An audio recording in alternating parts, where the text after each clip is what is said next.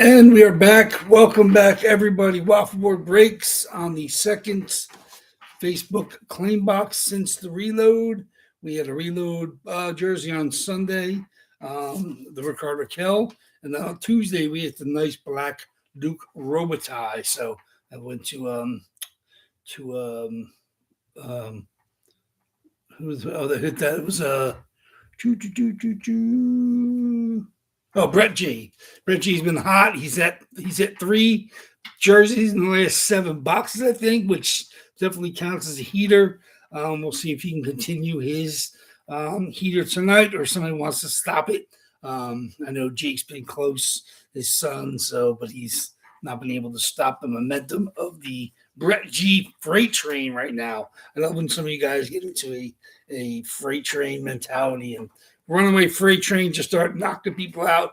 We've had some people recently. I know Mike Z got hot for a little bit. Nick's been hot before. Dale's been hot. CK, Big Al, of course, has always been hot in the past. Steve's been hot a couple times too. Welcome back, Steve. We got some Islanders for you to focus on, plus some other jerseys. You just closed us looking for the closer mojo. We know closer mojo extends to your other spots as well. So we'll see if grabbing those last 3 spots. It always hurts me seeing that Jay Gensel Penguins jersey as well as the TK nice black the style of the Flyers jerseys as a couple of the last jerseys, and then of course Syracuse native Alex Tuck, who actually has moved on from Buffalo, but he's definitely still legitimate. I think he went to Washington. He's going to be counted upon to become a big scorer there, I believe. I'm trying to remember who signed up on the East Coast. I know Mantha from Pittsburgh ended up on the Devils. So the Devils are counting him to be a source of scoring. Obviously, Tuck had pretty much a career year with Buffalo this year, and even though Buffalo is not a major offensive power, but we'll see if he can carry that over to Washington. Washington's going to need some scoring as well. They have a lot of good young players trying to make a final run with Ovechkin, of course, as he's nearing the end of his storied Hall of Fame legend career. Obviously, they got great goaltender Logan Thompson, and pretty much solid all around team. So we'll see if they can become one of the playoff teams in the East. East is tough; they're all kind of bunched up. I think a lot of teams that are in the same boat. You got teams that have been good for a while, trying to be back in the playoffs. Obviously, Panthers were out of the playoffs last year with the injuries after having won back-to-back. The Bolts went there 3 straight years, having won 2, and then they've been bounced in the first round. I think the last 4 seasons, they have not played well in the playoffs recently, but they're definitely a playoff caliber team, top heavy with the talent. Still trying to get the middle tier scoring, which they need. The depth scoring was what had them as a Stanley Cup contender for 3 straight years. So it's important. You lose those guys, you got to replace them. And if you traded away your draft picks to get those guys, it makes it tough to fill from within. You don't have anything in the farm system. They got some young guys they're kind of counting on. I'm not expecting them to be major offensive contributors, but they do have some good young players that they should be solid players on the team in the bottom 6, but I don't know if they can be top line scorers, but you need some of that bottom 6 scoring no matter what. So we'll see. Obviously the Rangers are looking to be back into the playoff hunt. Teams like Detroit, those teams have watched the lesser teams kind of rebuild the old way and get back into the playoff level, like Ottawa, the Devils. Carolina's always been right there, and they finally go over the hump last year. But those teams that were Blue Jackets, that feel that they're like a player or 2 away, or that intangible element or 2 away to become a significant playoff team. We'll see. Islanders another one. I know they're bad, and they have some good veteran players as well as the unbelievable young players like Schaefer and some of their other draft picks are expected to contribute. Obviously, they got Eklund's brother from San Jose, now in Ottawa, but Victor Eklund's probably going to compete for a spot with the Islanders. Like I said, they're still kind of trying to figure out how their offense is going to look. They got the Horvat, they got the Barzal, Pageau, and they're losing their leader captain, so they're kind of in a flux situation. You're not going to make Matthew Schaefer a captain at 19 years old, but they still want to become a playoff team this year, and that means somebody's going to get forced out. Obviously, the Penguins are now an aging team. See if they have another run left in them. The Caps are on the goodwill tour of Ovechkin, but they still want to be a playoff team. So those teams, those Eastern teams that have been around in the playoffs are on the cusp for the last decade. They either want to have another run or two, or the younger teams are going to push them aside. Obviously, Boston would love to be back as a playoff contributing, cup threat. But like I said, I watch a lot more Eastern Conference. Obviously, because of the time zone difference, and obviously being a Bolts fan, and having more intimate knowledge of the Eastern teams, you get to watch them regular. But I try to catch as many West Coast games as you can. I said you turn on the Central Division teams, the Chicagos, the Detroits, Minnesota, the St. Louis's. Try to watch their games. Then the West Coast stuff, you get on and you probably fall asleep when it's on. I came on my list and I watched on purpose if it wasn't a Tampa game. Oilers, Vancouver, Calgary, Anaheim, LA Kings, Edmonton, Arizona. I mean, the Colorado. Well, now they're the Utah. Formerly the Coyotes. Obviously, those teams are talented as well. Some better than others, but you want to see the teams that are going to be competing for the cup. You got to be able to tune in some of those West Coast games. Obviously, try to catch the highlights, the next day, if you missed anything. But you miss, you're not seeing total games. You're not seeing how teams play. You're seeing just the highlights. Obviously, the talented players are going to excel. They might show you some big saves. You're not going to see how the defense is overall playing. So don't, it's tough to watch that anyway when you're watching a game on TV because you're not getting the overall look of how teams are defending, the top lines of the other team, or they're defending the power plays of the other teams. And, but you do see obviously teams like the Stars, you see how their team sets up, the power play, the Avalanche, seeing those teams are, the Oilers are dynamic, watching those teams play. You see their goals, of course, but you don't see when they're struggling. So you try to figure out, where the weaknesses of teams are. Teams are attacking them differently. And come playoff time, that's important because you want to know how these teams need to be beaten. So it's fun. Like I said, try to watch as many games as you can. Try to get the package. You can watch it on your phone. You watch it on your tablet. You can watch it on your cable. Pretty much anywhere you go. So it's good to have that. But like I said, it's tons of games. There's not many preseason games. Obviously, they shortened it because they extended the season to 84 this year. Let's look at some of the previews and projections. One of the magazines had 30 goals for Matthew Schaefer, which is a bit absurd. There's less than 10 defensemen, I think, that have ever scored 30 goals in the history of the league. I think the most recent was McCarr. Obviously, Mike Green did it one time. Ray Bork only did it one time. Obviously, Phil Housley did it once. So to see a kid like that, have the ability. I mean, he obviously can skate. Obviously, he's got a good shot. Obviously, he can get it on net, and he can beat the NHL goals. But 30 goals might be a bit of a stretch. I mean, you're not predicting 25. They're not talking, saying, 20 is a lock and 25, I push for it. But predict for 30 is a bit lucrative, I thought. But like I said, I have it on my fantasy teams, on my Dynasty League team. I haven't managed to get him with the second overall pick 2 years ago or last year. So, I mean, it's I benefited from having Schaefer. Don't have a Schaefer auto jersey in the PC yet. I had a chance early on to get one of the junior jerseys and to get one of the Islanders jerseys. But that was before the pure mayhem of Celebrini. Same way, I had a chance for some Celebrini stuff. Didn't grab one, and then of course his stuff, went insane. And Celebrini might be untouchable as well as Schaefer right now. But those are the two youngest players that I don't have. I don't have a Demidov. Like I said, I just got a Hudson from over in Dale's room, but I'm not really chasing a Demidov. I think he's a great player. I'm not sure. I think he might be a little bit overblown right now. We'll see how he if he performs over the next 3 years. We'll see. He's still a great young player offensively and in a good system with other talented forwards. So I think Davidoff's going to have some numbers, but I'm not saying Davidoff's not somebody. I don't even have anybody else. I don't have Suzuki. I don't have Caulfield. So I don't have tons of Canadians. So the Hudson was a nice add. I don't have to chase the rest of the Canadian young core.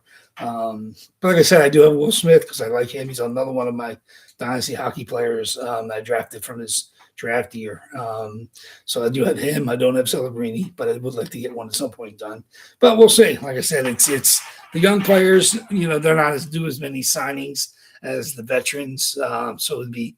It's not that they're rare. It's just that their opportunities to get their autograph stuff isn't as to the first place loser. And I guess he was like Demidov was the first place loser last year. He's a talented player. I'm a little bit. Watching him in the playoffs, I wasn't as wowed. He had some moments. Clearly that's a Caulfield Suzuki team. And Demidov is going to be that next tier, which means he's not going to see the top checking lines, which is probably better for him and his development. He should be able to feast against second and third tier forward line. So we'll see. I think Davidoff's going to be a good player. I wouldn't feel that he's a better, long-term, point producer than Caulfield or Suzuki. Suzuki got 100 points last year. So those two guys are clearly the top dogs on the Canadians, and their fan bases are rabid. So they're going to support no matter what. Like I said, I'm still trying to find a PKS Subban autographed Montreal Canadian jersey. Just can't find him. He's long gone from there. He was a Devil for a long time. They just don't part with their stuff. I still need him for my Norris Trophy collection. He's one of the few that I'm missing. He's the only buddy basically in the last almost 50 years. Like I said, I'm going back to the early 80s, single year winners that I'm missing. So it's I'm not really chasing them, but if I'm gonna choose a complete collection back to or at least I definitely need to work on those guys. But I got Randy Carlisle is what I'm missing. I don't have a Larry Robinson. I got to get a Canadian Larry Robinson. Larry Robinson I boxed up was the Kings, and I don't want to have the Kings in there. So in the PC. So at some point in time, I got to find that L. Rob Canadians auto jersey. Randy Carlisle is another one that I'm missing. Obviously, it'd have to be I believe Winnipeg Jets is where he won his Norris. I think so. But the PK Subban is the only semi-current. We're talking from early 80s to now that I'm missing from Norris Trophy winners. And like I said, I have some potential Norris Trophy winners if they do win it. I do have Quinn Hughes if he wins one. I do have Lane Hudson now if he wins one. So it's always good to kind of be ahead of the game for the potential winners. Schaefer clearly has Norris Trophies most likely at some point in time in his career, if it's not this year. But so I'm probably going to have to track down a Schaefer eventually. But it's not like I'm waiting to complete it because I definitely need that PK Subban. So if there's a Montreal Canadian fan out there listening that you'd like to part ways with a PK Subban autographed jersey without gouging me. Like I said, I'm only willing to pay so much for Subban. Subban was a good player. Now, he was obviously one of Norris, but he wasn't like a super duper star. He flamed a bit. He had some great years. Obviously, the Norris Trophy year, he had some good years with the Devils, but he's not somebody I want to pay top dollar for his autographed jersey. But and like I said, if I'm not hunting it, but like I said, it's on that wish list that if I come across it, I would add it. Every once in a while I come across one. I don't have many on the wish list, so every once in a while I come across one and I snag it and cross it off. So I got one. Yeah, thanks. Just keep an eye out. Like I said, they don't part way with their former players very often. Like I said, I'm not gonna pay big bucks for one, but if I see one, it's got to be. It doesn't have to be red or white. They could definitely. It doesn't have to be inscribed. It's just I need a PK Subban in the PC. Like I said, the Dennis Pop Vanish for regular Fanatics, blue Fanatics jersey autographed by Pot Van. So I'm not real particular about, what it really has to be. Like I'm not, it doesn't have to be, era specific CCMs. If I'm going to find, God only knows if I'll ever see a Randy Carlisle. Like I might never see Randy Carlisle. Was he a king at the time? I don't even remember what he was when he won his Norris. I try to keep it, whether it's from the team that they won the Norris with or where they possibly won the cup. It doesn't have to be specific to their Norris Trophy win. Like you said, if you win a cup, as a defenseman, I'm willing to grab the team. I think when I was hunting down a Rob Blake, I said, it didn't have to be where he won his Norris, which I believe was the Kings. I think he won a cup with the Avs. And I said it could be either Kings or Avs, whichever one I come across first, and it ended up being Team Canada. So I said, boom, I'm done. There's my Rob Blake older jersey. It was a nice Team Canada. So I didn't have to choose between Avs or Kings with him. The other one was Chelios. Chelios, I said, it's either got to be Hawks or Canadians. Not particular about each one. Obviously, he won. I think he won the cup with the Habs, and he won the Norris with the Hawks. I think I said whichever one I come across first, I'll snag it. And I think I ended up coming across the Canadians, Chris Chelios, before I found the Hawks one. So like I said, at the time when I wasn't even intentionally building a Norris Trophy collection, but just the way that the collection started to pile up, I was grabbing Norris Trophy winners, and then I had all the current ones. Of course, I have Hedman because I'm a fan, and I had some of the obviously Coffee because I was a fan, and the Lidstrom because I was a huge fan. Needs. I mean, obviously, when you start to have a bunch of them, now you got to kind of fill out the PC, and I wasn't even thinking of the guys like Carlisle and and Larry Robinson because I wasn't going before Coffee. That was basically except for Orr. I had the Orr, of course, and then everything from Coffee to current. The only one I was missing was PK Subban at this point in time. So, but yeah, like I said, definitely Sluban. I mean, PK Sluban. Obviously, when you're notoriously known for slew footing, I said it's never a great thing. Like I was never a fan. Like I said, he's entertaining in the studio. Like I say, he's fairly knowledgeable about overall hockey, but I don't trust him for his expert viewpoints. But like I said, he's an entertaining individual. He's fun when he's in there with the guys. I just enjoyed him more as a studio host than I ever did as a player. And then obviously, like I said, we'd like to get one eventually in the PC, but it's not like, I'm not, it's not Moby Dick for me. I'm not out there hunting down PQ Subban, but if I do come across it, I'd be happy to have it in the collection, but not a hard chase for me at this point in time, but just on the list. Like I said, I got every once in a while I cross something off the list, and it's happened fairly recently. Like I said, I would like to get a Hudson. I did cross that off the list. I picked up a Datsuk. Finally, never had Datsuk. I picked up a Datsuk. That's going out to the JSA. When it arrives, it doesn't have COA, but it's 100% Datsuk's autograph. It's on a cool black Reebok Detroit practice jersey, which is real cool. They have their name and number on the back of their black practice jerseys, which is the only time you see Detroit players outside red and white. So it's pretty cool. So I'll show that off when it comes in. But like I said, I had to send that out to JSA. I got a bunch of stuff upstairs that has to go to the JSA for the next reload. Some cool jerseys, some cool SIGs. Cool styles. I picked up one today. It's going to be really fun when it arrives. So I like hunting for good stuff for you guys. Sometimes it's easier to grab stuff without COAs, and I've seen enough of these SIGs that I kind of know if it's legit. Obviously, it has to be on either a licensed jersey or a top tier custom jersey for me to grab it and then ship it out for COA. But I haven't anything returned.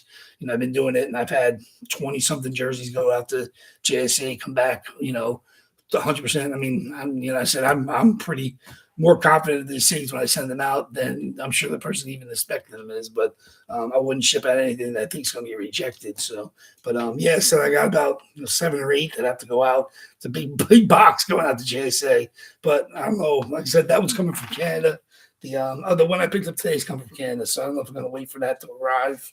I believe my Datsuk probably should be here maybe this weekend, so I'll have at least a box of 7 or 8 to go out to JSA. But till then, like I said, the spots are live on eBay. After tonight, we'll end whatever hits That'll get us 36 for Sunday's double box. So make sure you guys get over there and get your follows, get your tag your auctions to come back on Sunday, or get your minimum bids in and come back and be ready to fight on Sunday, because 1 in 36, 1 in 35 will be our box odds on Sunday. It's pretty darn good. Not going to find much better than that.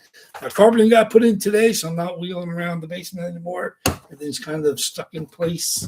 I'm not really moving. Everything's stacked up on the shelves. That's another thing to remind myself. I got to put an order in for boxes, because I will need them for September reload. I think I only have one used box left. I have no new ones, so I got to get a pallet of 50 of them to show up. So there we go. Like I said, good luck, everybody. We are now full with Steve grabbing the final three. Pretty good crowd. I think we got like 13 or 14 people in tonight. A lot of you guys are pretty regular right now. We got Greg K, Nick F, Big Al's back tonight. Ty T's in. Brett G and Jake G have some spots. Steve S, of course, closed us. Thomas M, hope you're feeling, wherever you are, feeling okay. Dale C's grabbed a couple tonight. Daryl L's got some. CK's got a couple. Justin W has his Kelly Rudy spot. Jason M is back in tonight with the Brock Besser Vancouver Canucks Adidas alternate. My boy, the Flow. The Flow. I would love to see him end up someplace in the Eastern Conference so we get more viewing of the Flow. I'm a big fan. Like I said, he had a pretty good year last year. Obviously, Vancouver's terrible, so we'll see if he can find some place and put up some good numbers. Like I said, I've always been a fan ever since the get-go. So I got a lot of Brock Besser, cards. I got some Brock Besser auto jerseys, and of course this Adidas alternate with the stick logo, which is pretty cool. So that's in the box. So we'll see. Good luck, everybody. Like I said, I'm not rooting for or against anybody. We know Brett G's on a bit of a heater. Some of you guys, nobody's on a real long hit list run that's been here regularly. So it's, some of you guys haven't been in and out. Everybody's got a couple spots tonight, but good luck. Good luck. I'll be happy for whoever hits. And of course, I empathize with everybody that does not. So till then, let's get going. Let's get my dice roller and my list up. Where's my dice? There's my dice. There's my list. Okay, very good. Okay, of course, 17 is our trigger box. 17 hits. We will open up another box completely free. I haven't made a second box. We'll see. As of right now, just 17 is our trigger box. So good luck, everybody. 17 comes up on the randomizer. We will open another box. So make sure you don't go anywhere for that. If you're watching without sound, you have to come back and check out the video if you turn it off. So till then, like I said, all the boxes are here in order, all 37 of them. And then, of course, 5 or more in our dice roll to see how many we're going to random. Here we go, 5 or more, and that is 7, the most common die roll. 7 times our list to come up with our box tonight for our winner. Whether it's 1 or 2 tonight, we shall see. 17 is overdue at this point in time, so we got a lot of randoms without hitting it. So let's see if it comes up. Like I said, see if another Kings comes up. We got a couple Kings in the reload. We'll see if it's a new box. Like I said, there's 12 reload boxes left of the 37, so pretty much 1 in 3 chance it's a new run. 10 from the previous one, 10 from the one before that, so that's the 30. And then, of course, 32 actually, and then 5 single box runs, including the 17. So good luck, everybody. 7 times. Here we go. 1, 37 boxes. 2, 3, 4, 5, 6, and the box tonight's going to be box number 38. 38 is not in the reload. 7 times. It's not the trigger box. 38 it is. 7 times. 38. There's 38. I don't know what it is. Oh, boy. Oh, boy. Okay, 38 it is. Let's back it out so it's not there for us on Sunday. Let's back out that. 38. 38 is in the middle. 38. Okay.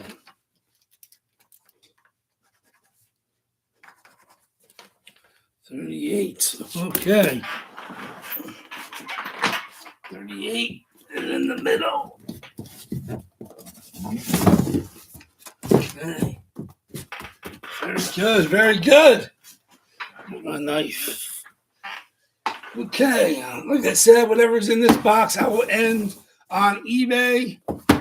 Get us down to 36 on eBay for Sunday night. So good luck, everybody. Let's see what we got here. 38. Okay. Good luck. See what we got. Here's my owner's list. A couple different people. Here we go. Box 38 is going to be. Oh, this is not a closest box tonight, but pretty close.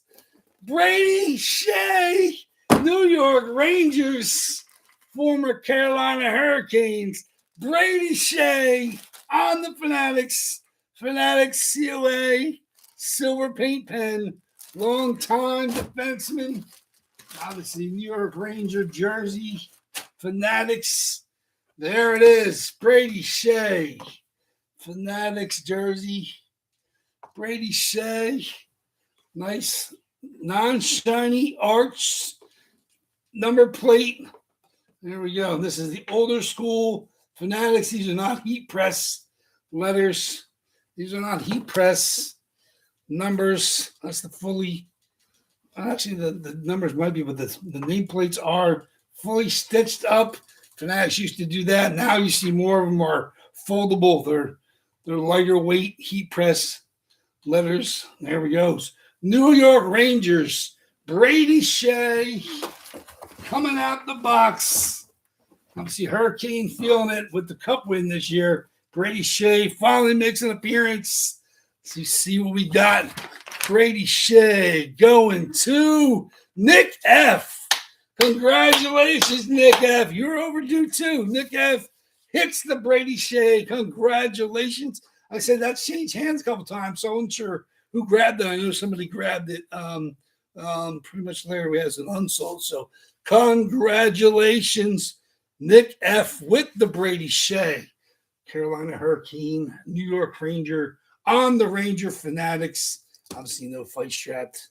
This is the older school Fanatics. Obviously, he was there a couple years ago. So very, very nice. So sorry, of course, for everybody who did not hit. Brady Shea comes out. That's one less for Sunday. 36 boxes, 35 boxes on Sunday night. So there we go. That's out of there. We're losing some Rangers too. So Rangers are starting to go. Still got a couple left. Still got the Fox. Still got the Rick Nash. Was the other Ranger? That's the only two I think we have left. I think I have coming in the reload. So congratulations, Nick F. on that. I guess you're live probably. I don't know if you must be done. You in the room, Nick? I wasn't sure what you hit tonight over in your room. Didn't get a chance to check it out. I was busy doing other stuff. Didn't get to check your stream. So if you're here, Nick, I'll definitely shoot you a message after I'm done. If you're not in the room, congratulations for that. I'd like to hear from what hit over in your room. Obviously, Daryl's box will post the claim for tomorrow. He had a double box that opened up today. Nice jerseys came out of there. It was not me today, but some good stuff. Obviously, Al had a couple East Coast Wednesday, and they were nice jerseys as well. Of course, he has that back on Monday night. So good luck to everybody. I'll see you in the other break rooms. And I will see you guys back here. What you had? That was it. So I'll see you guys back here on Sunday. So till then, everybody stay safe. We had like tornado warnings. We have flash floods here in Jersey. Hopefully that's gone. But till then, I'll see you guys on Sunday afternoon. Of course, I will post the unsolds shortly after the auctions end on Sunday, along with the Sorokin spot, because I cannot list it on eBay as usual. So just like that, I'll see you guys back here on Sunday evening. Till then, WAFFLEBOARD Breaks is out. Thank you much, everybody. Take care.